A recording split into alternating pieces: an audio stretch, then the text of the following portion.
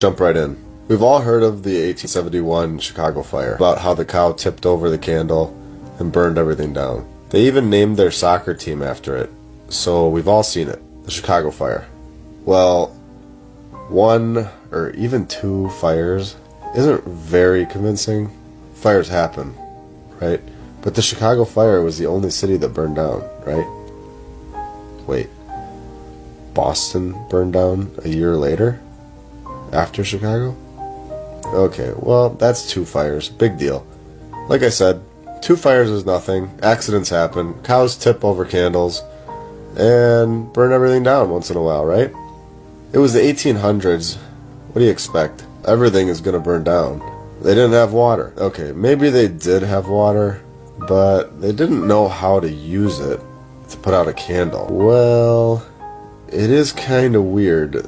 They knew how to build these incredible structures, but didn't know how to put out a fire. Well, whatever, let's continue. What? You're telling me that Seattle burned down in 1889? New York had a Great Fire? In 1835. What? Pittsburgh had a Great Fire too? 1845? No way. Portland? 1866.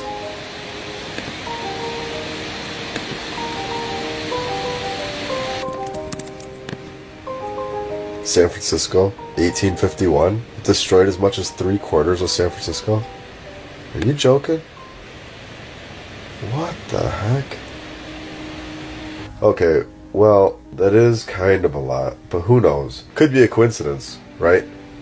Well, why don't we just keep going until it's not a coincidence anymore? Let's do it. Dayton, 1882. The fire burns blocks of downtown Dayton. Guess we'll never see that again. Thanks a lot. St. Louis, Great Fire, 1849.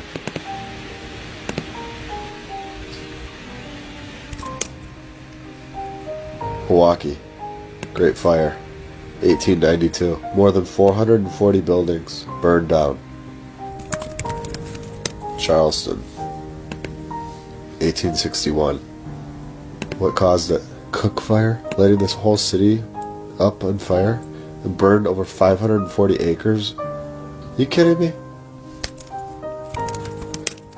Richmond, 1811. A theater fire. Burning everything down. Portsmouth, 1813. Destroyed 500 buildings. Wow. Galveston, 1885. Burned hundreds of homes across 40 city blocks. Who knows what kind of buildings were in here? Who knows what kind of structures we could have seen, but they burned down.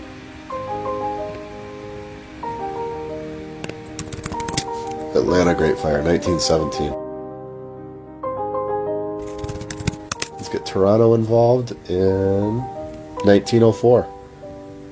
Destroyed a large section of downtown Toronto. 1904. Gone. Gone forever. Troy, 1862. Gone. Dallas, Texas, 1860. A fire consumed Dallas. Let's stick with Texas. And of course Houston in 1912 was burned down. Blaze traveled more than a mile and a half. All of it is gone. Phoenix, 1916. It was caused by a spark from a generator, and the city's gone.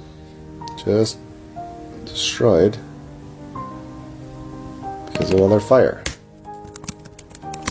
No way did Philadelphia burn down too. Yep, it did. This one is the craziest of them all.